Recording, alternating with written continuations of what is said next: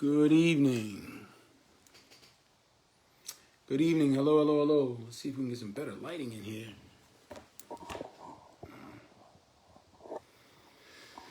Hello, hello, hello. Let's see if anybody will join this. Let's see. Can we share it? There we go. We got somebody. Good evening. Good evening. I'm Bill Rutherford. I'm running for town council, and I am going live because I did not get a chance last week after the debate to talk about a few things that came up during the debate. I just got in from walking. I was over on, Fitz Randolph, Phyllis Road, and Conforti, that area today. And before the night is done, I just wanted to make a quick post and talk to folks about some issues in town, specifically with regard to the debate from last week. So, well, let me start here. Pay to play. You've probably gotten some mailers. You've probably seen that at least one of them has come from a super PAC. And I think that's an important issue. Now, it's a tough one. I don't know that many other candidates really want to get into it because it's not an easy one to get into without seeming like you're whining or complaining. But I think it's an important issue. It's a nuanced issue, and it's something that should be discussed. Let me just start by saying there's nothing illegal or wrong with super PACs supporting candidates. They don't usually support local candidates. They don't usually get involved. Hey, Kim, happy birthday.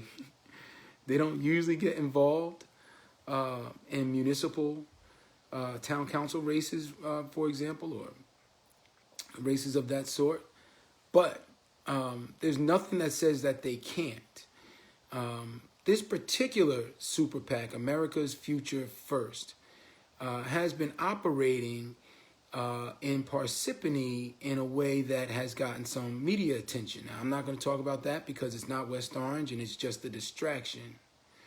But feel free to look it up yourself. You can Google it, America's Future First. The family that is heavily involved in that is the Graham family, I believe. And if you Google that name, America's Future First in Parsippany, you will find some news articles on it. And but for us, I think what's important is that you have a super PAC that in June received a contribution in the amount of $9,500. That's during this campaign. All three of those individuals that they endorsed were already running, had been running for months. It was not like they just woke up that morning and decided to run. So on June 17th, this super PAC received a donation, $9,500, from a company called Fairview Associates. Now, Fairview is our insurance broker. And it's not illegal for Fairview to donate to a super PAC. It's not even unethical. That kind of thing happens all the time, right? And I'm not trying to say that it is. I don't want to leave that kind of innuendo. What I am saying is that in this particular case, when that mailer went out for those three council members, supporting them, trying to help get them elected, they did that because the insurance contract was an issue in this election. And that, I think, is wrong. Whether it's illegal or unethical is another question. It's wrong. At stake is up to $5 million worth of savings in our annual budget. At stake is a contract for all of our public employees in a fair manner. What's at stake is the ability to bid out that contract or even consider the state health benefits plan, in which case Fairview would lose a commission, and the commission is substantial. It's in the neighborhood of $500,000 per year. So for them to get involved in a local election where they are an issue in that election, where their contract has been made an issue in that election, where the police in particular have been going without a contract for over 3 years, and that was an issue in the election. For them to get involved is wrong. And so there's nothing we can do about it. But I think it's important that we hold folks accountable. So if it were me, number one, it wouldn't be me. Let me just start there, because I don't want to, that's not how I want to be represented or represent people, right? That's my interest in being a councilman, is to represent the interests of the residents of West Orange, New Jersey, not any particular business or contractor or vendor or professional contractor or consultant. Anyone that is receiving tax dollars. My interest is representing those that are paying the tax dollars. So that's number one.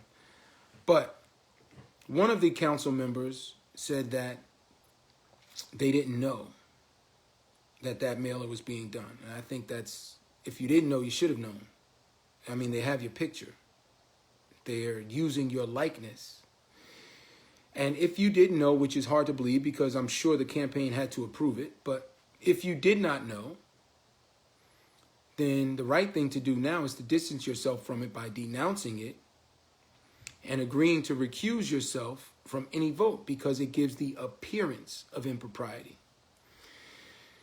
For those that did know and did approve, they should also recuse themselves from voting on any issues with regard to that particular contract, because it gives the appearance of impropriety, even if there is no impropriety. And all of them will say that there is none, and that's fine. I'm not, who's going to know? We can't judge what's inside someone else's head. That's not what I'm trying to do. All I'm saying is it doesn't look right. It looks as if that particular contractor, Fairview Associates, is trying to pick the council members that will continue to award them that no bid contract, and that is wrong.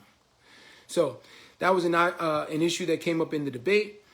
We didn't have a chance to kind of really flesh that out, and I just wanted to kind of share that with you, or at least my thinking on that. And what I'm committed to doing is supporting Councilwoman Cindy Matute Brown's ordinance regarding pay to play.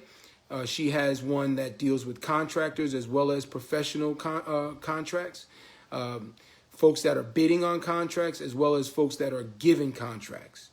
And it precludes them from either bidding on a contract if they have been a campaign contributor over a period of time, or receiving a no bid contract or a professional contract if they have been giving to political campaigns in town. I think that just removes the appearance of impropriety, and it reassures our residents that when we sit at the table to negotiate on their behalf, and that's what we're doing, it's not for me or for anybody else. We are negotiating on behalf of the residents of West Orange, and this just gives them some assurance that when those negotiations are taking place, their best interests are put first. So just wanted to share that with you. Also wanted to speak about the tone, and I need your help here. I really hope that as each of these candidates are making phone calls or knocking on doors, that as a resident, you would remind us to be civil with each other. There is a tone, and it's not just one candidate, but there's a tone amongst a few of the candidates that I think is detrimental to the business of West Orange. I don't think it's good for us. I don't think it represents us well. I don't think it shows the rest of the whoever's paying attention to this race who we really are. We can disagree on the issues and not vilify each other, not treat each other like we're stupid or whatever, right? There's a way to disagree and talk about the issues without the vitriol.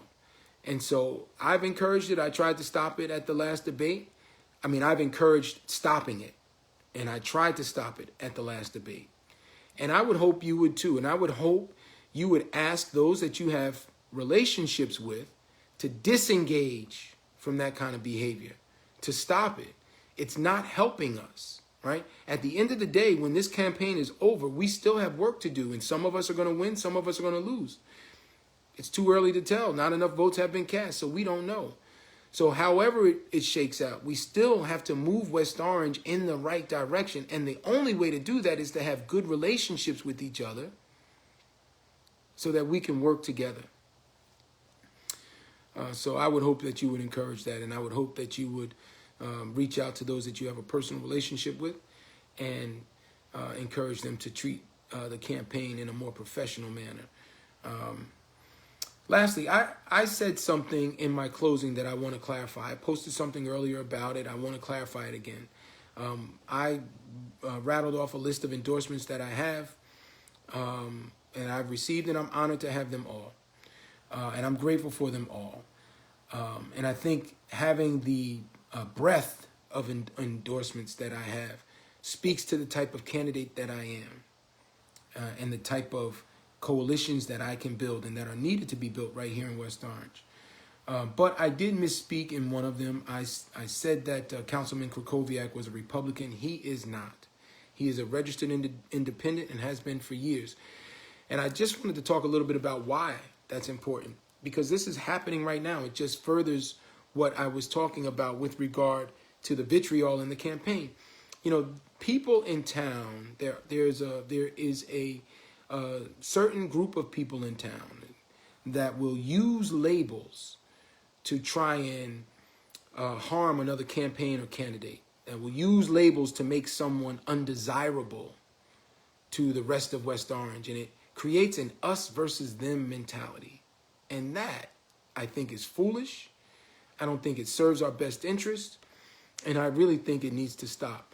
Now, I know it's not going to stop, but I think we can help it stop. I think we can minimize it. I think we can make it less common in our politics here. You know, I am a Democrat. I've been a Democrat my whole life, right? But I think we need to talk to everybody. And there's plenty of stuff that I don't agree with Democrats on. And I think everybody should. Where did we get to this place where if you identify with a certain group, you have to agree with every single thing in that group? I don't think that's the case. I'm a Democrat, but I am for fiscal responsibility. Someone emailed me just recently and asked me about that because I talk about taxes a lot. And they wanted to make sure that I was a Democrat. And I am. I just think we can use our budget differently. I think the budget can be geared more toward people and residents than companies and contractors, developers. And so I am a Democrat. But I think if I had to identify, I would call myself a blue dog. And I don't identify with everything the blue dogs Democrats identify with. But I do think it's important that we look beyond the labels and look at the individual. You know, there are some Republicans out there that I really hope vote for me, and I have worked hard to get their votes. They are almost half the town. I mean, there are 36,000 registered voters. 19,000 of them are Democrats. Some percentage of the rest are independents. And then there are a few more that are Republicans. Clearly, there are more Democrats than Republicans in town, but Republicans are a significant bloc. And all of these council seats are at-large seats. We don't have wards. This is a nonpartisan election. We are expected to represent everybody. You can't just ignore 7,000 or 10,000 registered voters. I think that's foolish. So, of course, we should speak to each other. And in the speaking, in the conversation, we should be looking to build coalitions, not necessarily around parties, but around interests.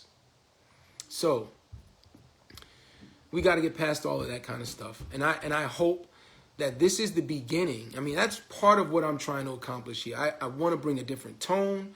I want to talk about politics differently.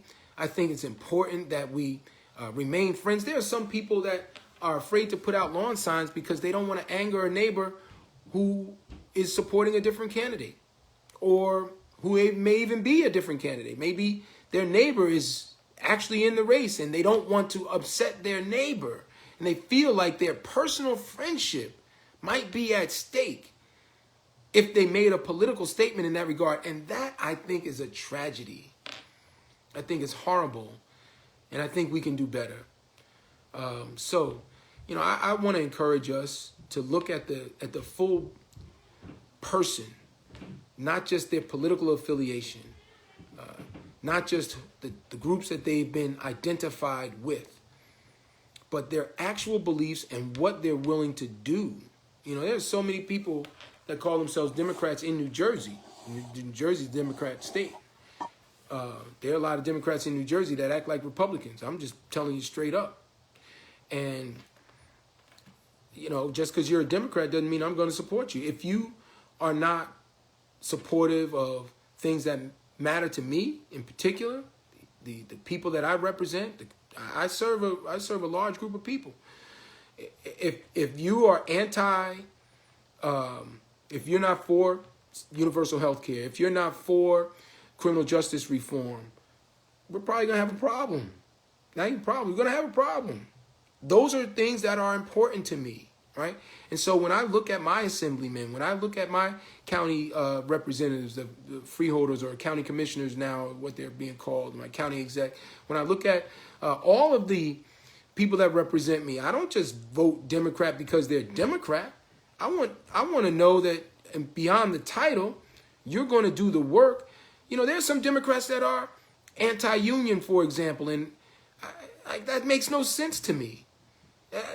And if there was a Republican that was, for it, I would be willing to support them. Y'all, please don't be mad, but that's the reality. We've got real issues. We've got challenges. We've got things that need to be addressed. And we've got to look for people that are willing to do the work to address them, not just talk about it. You're in New Jersey, I'm in New Jersey, or most of you are in New Jersey, I hope. You know how politics are here. There's so many times people come at election time and they say and promise all of this kind of stuff, and then they don't do anything until the next election. We deserve better than that. We got to stop that. So I'm not for that. I'm not for that. I have talked about this Complete Streets initiative that Rutgers did.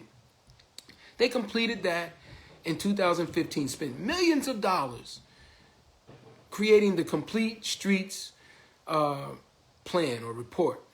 And it's well done. It sat on the shelf for 4 or 5 years before we got around to doing anything. And some of that stuff just requires us to paint lanes on the roadway. And so what if the county won't do it? We can get volunteers to do it. We can buy the paint. If it makes us safer, why not do it? Right? I don't want to talk about these things.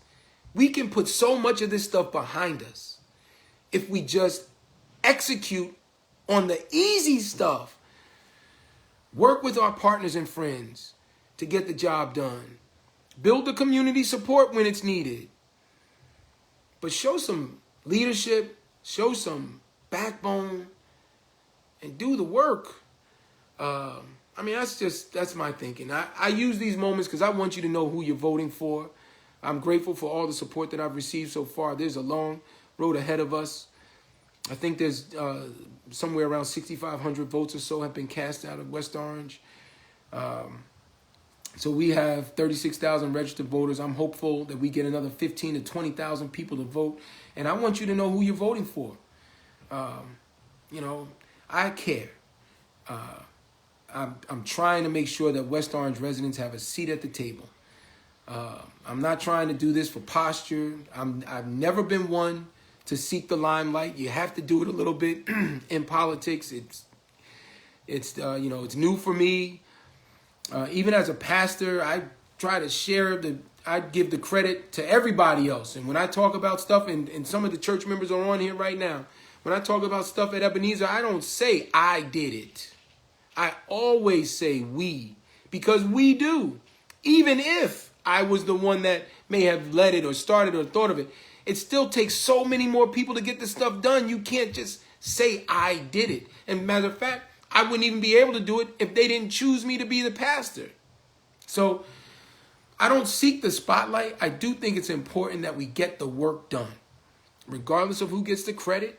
I know that's not how politicians normally are. I really don't care who gets the credit, honestly.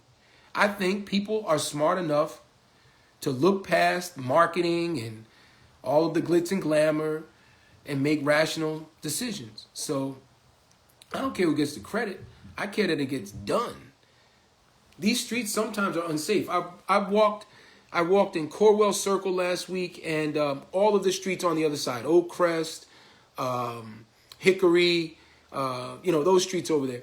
And if you're trying to walk down Northfield Avenue from that part of town, anywhere from the JCC on down to the zoo, you don't have a sidewalk.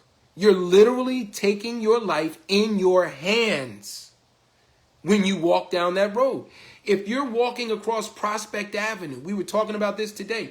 We had a meet and greet on Phyllis Road, which is off of Eagle Rock. And if you're going down Eagle Rock, if you're on one side of the street, you're okay because there's a sidewalk. On the other side of the street, there is no sidewalk, and you're taking your life in your hands. If you're trying to walk down Eagle Rock on the other side of Prospect, going toward Main Street, you're taking your life in your hands. If you're walking across Prospect Avenue, you're taking your life in your hands. This is West Orange. We can't do better than that? Come on. And we have to wait till an election to even talk about it? No. I would much rather lose an election and get sidewalks done so that somebody doesn't lose their life. I mean, we don't have to wait until something bad happens. I would much rather that than sit around and wait until something bad does happen. So, we can do better is what I'm saying. We deserve a seat at the table. West Orange is, if you look at our demographics, we should be the envy of every other town. These rolling hills, the topography we have, 5 golf courses, an equestrian center, a tennis center. We've got 2 malls. One is about to have a major update. We've got a Main Street corridor that is prime for redevelopment in a smart way.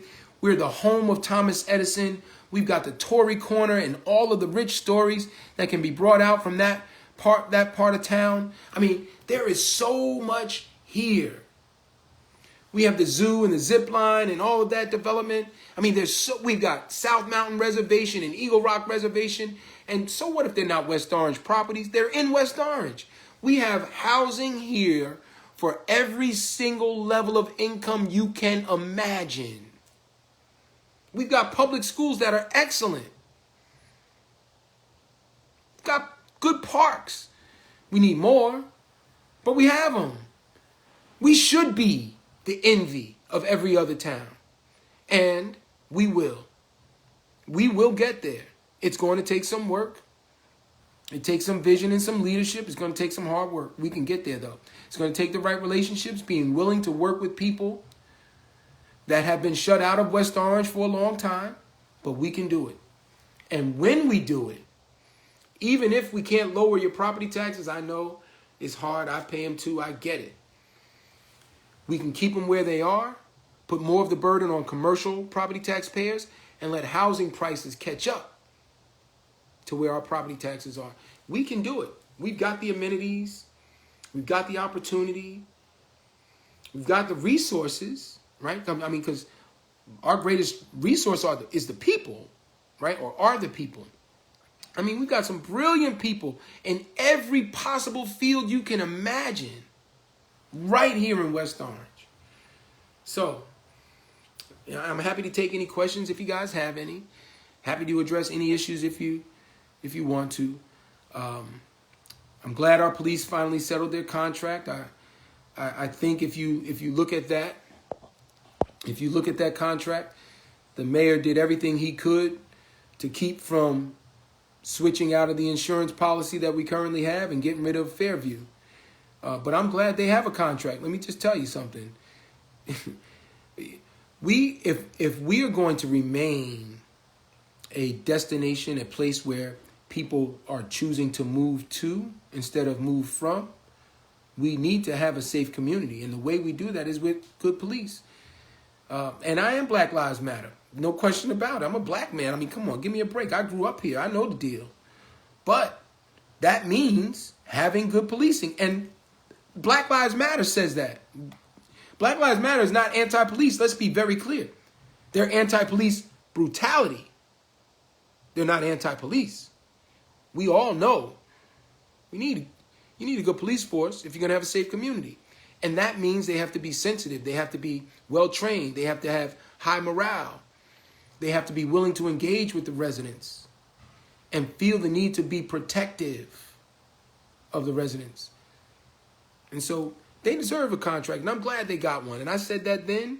I said it the day it was announced. I had coffee with them that morning. I congratulated them on it.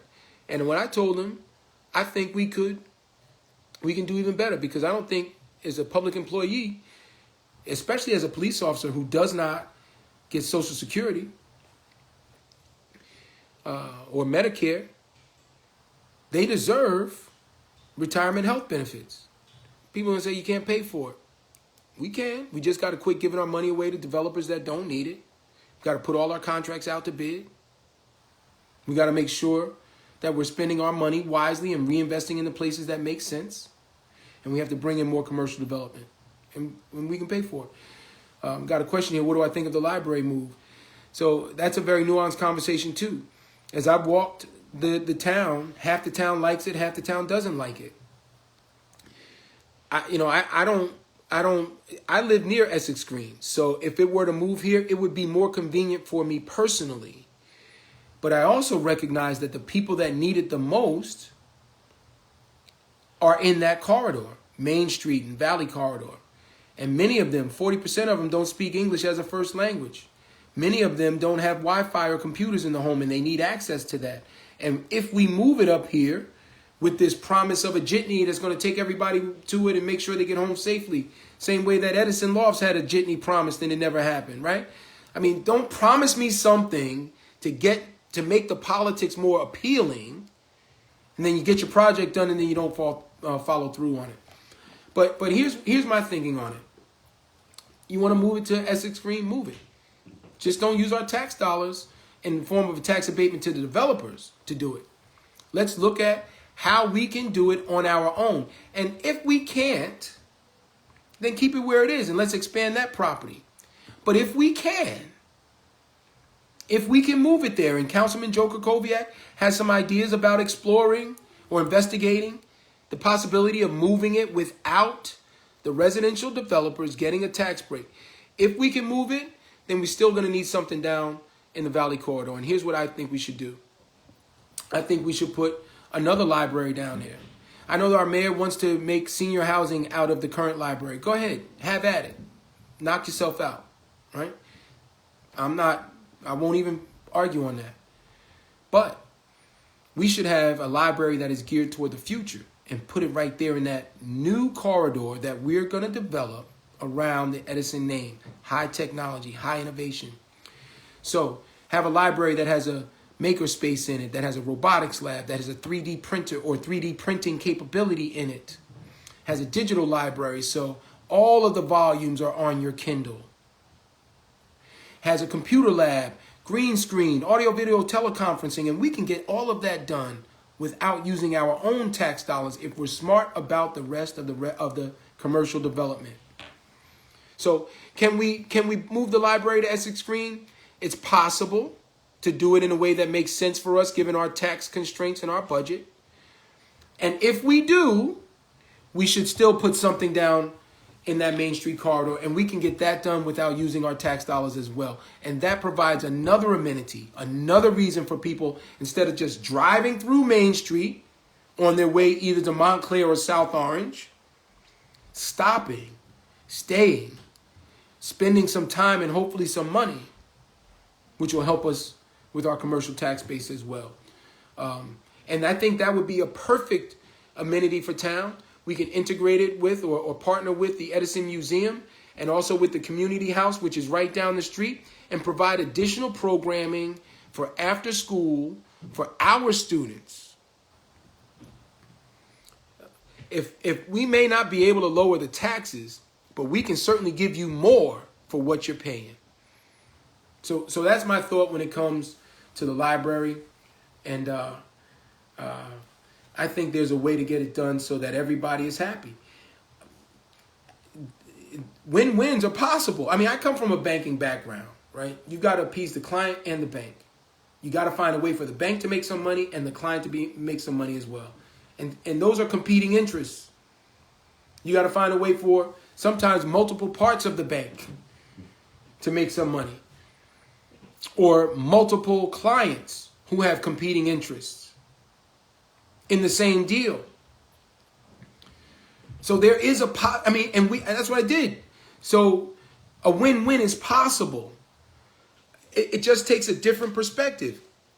Too often we look at these projects like, what's in it for me? Or if I win, you lose. Or if I get this, then you don't get it. Or if I give this to you, then I don't have it. And I think that I don't think that's going to serve us. You know, in politics, you've got to find a way to do the most good in that particular situation. And it's not always possible, and I get it. But the library, that's possible. It's possible to create a win-win at the library. It's possible to create a win-win at Essex Green. Those developers for the Executive Drive project, when Essex Green is done, that will be some of the most desirable apartments for rent, if not the most desirable rental apartments in town, period. Hands down. You can walk to transportation. You can walk to the grocery store. You can walk to Total Wine. You can walk to Hook and Reel. You can walk to the bank. There are two hotels right there. Both of them, well, one of them has I believe one of Cambria has a restaurant in it. You have a movie theater. You have other shopping right there. It's easy to get on and off of 280. You've got multiple entrances and exits to 280. And you're nestled 15, 16 miles away from New York City. And you can get there by public transportation without even moving your car. That will be the most attractive rental units in West Orange when Essex Green is updated. And it will be. They're not going to lose $97 million. They just bought it. They're not going to take a chance on losing some of that. They didn't buy that for 2 years or 5 years or 10 years. Clarion bought that to own it indefinitely. Clarion's not thinking. They have $40 billion in assets. They're not thinking about next week or next year. They're thinking about 20 years from now, 30 years from now. And that asset over 20 or 30 years will double or triple when we do other things in town as well.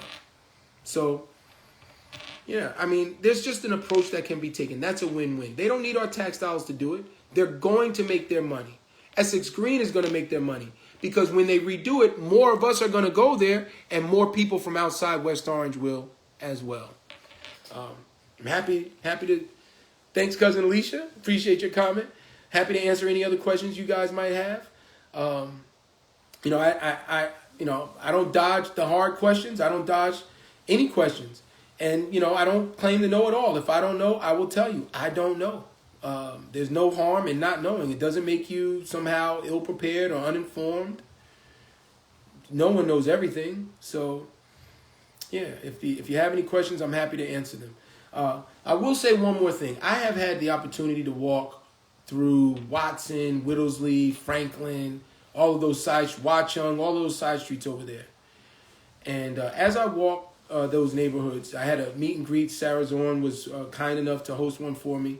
And I'm happy to have any more out there. I'm happy to have more out there if anyone wants to host one. As I walked, I encountered way too many people that said, this is the first time someone running for office knocked on my door. Now, I know Monica has walked down there. I've seen her signs. And I know Monica has walked more than everybody. And I walk every day, or almost every day. So I know some people have walked down there. Sometimes they're not home, whatever the case may be. But I encountered far too many people that said that was the first time someone had knocked on their door. I encountered far too many people that said some version of, we don't feel like they take us seriously. Our concerns are not being addressed. And that has to change as well. All of West Orange matters. I'm serious. All of us, all of our voices need to be heard, not just some. When I walk that community, there are people that have been there for 30 years, 20 years, that have not engaged with a councilman before. And that's a travesty, it's a tragedy, and it should not happen. And that's got to change. All of our council seats are at-large seats. None of our councilmen represent a ward. All of our council people are responsible for the entire town, which means we got to go to every corner. And we have to listen to every voice. And you know what? There are some issues down there that are specific to that part of town, and they need to be addressed. And there are issues in other parts of town that are specific to that part of town, and they need to be addressed too. And there's a way to do it in a way that makes sense for all of us. And look, sometimes one gets a short end of the stick, sometimes the other does, right? I mean, that's just how life is. No one's going to get everything they want all the time. I trust everybody on this thread watching this right now, and whoever will watch it in the future is an adult, right? I hope you're at least 18 years of age and you can vote. You're never going to get everything you want. That's not how life is. But we can still be fair. And that's what I'm trying to get at. So there's a way to approach the business of West Orange that I think is fair and that I'm trying to help bring about, or at least I'm trying to help advocate for. And I'm not saying everybody's unfair. Don't misconstrue what I'm saying. I'm not trying to say everybody is horrible. That's not what I'm saying. What I'm saying is there's a better way to do it, and I think it needs to be done. I'm not saying that everybody's been ignored or whatever. Please don't misunderstand what I'm saying. But I do think it's important to actively seek to be proactive about listening to those voices, about addressing those issues, and not just wait until something happens. So that's my thinking. I think I've covered quite a bit of ground. Happy to take any more questions if you have them. And if not, I'm going to go get some dinner because I am super hungry. It's been a long day. Yeah, it's been a long day. Campaigning is tough, but it is worth it. And I want to end with this. We really do have an opportunity here to create something special. West Orange is unique. I mean, we have almost 13 square miles of some of the best hills in Essex County, overlooking New York City. Good transportation by ground. All we need is a way to get a transportation project done so we can link into the trains, and there will be nothing around here that can compete with us. Some smart development, Rock Spring. Oh my goodness. I didn't even get to Rock Spring. I will end with Rock Spring because I think Rock Spring is just, I think that's something that is going to be, I think when we're done with Rock Spring, it is going to be awesome. So, as I said before, I would not have voted to buy it. When we spent that $12 million, we had to float a bond to do it. That was the same year we raised taxes by 8.5%. Thank you, Jonathan. I do appreciate your comment. I appreciate your support in Essex Rising as well. But the year we bought it, we raised property taxes by 8.5%, and we were approaching $100 million in long-term debt. I understand the metrics, and I understand what the state says we can do, and blah, blah, blah. I get all of that, right? But it does not look right to add to our debt at a time we're asking residential property taxpayers to pay 8.5% more. I think that sends the wrong message. So I would not have voted for it. However, what I have also said, now that we own it, we need to run it like a business. And if we make a moderate investment there and improve that clubhouse, make it an event space, polish up the pool, there's a plan to change the ingress-egress so that you no longer come in through Rock Spring Road, which will help all of those residents on that corridor, but come in from Northfield Avenue. So that would mean the current parking lot would be done differently. I don't know exactly how. I have not seen the plan. But there's a way to keep it an 18-hole golf course.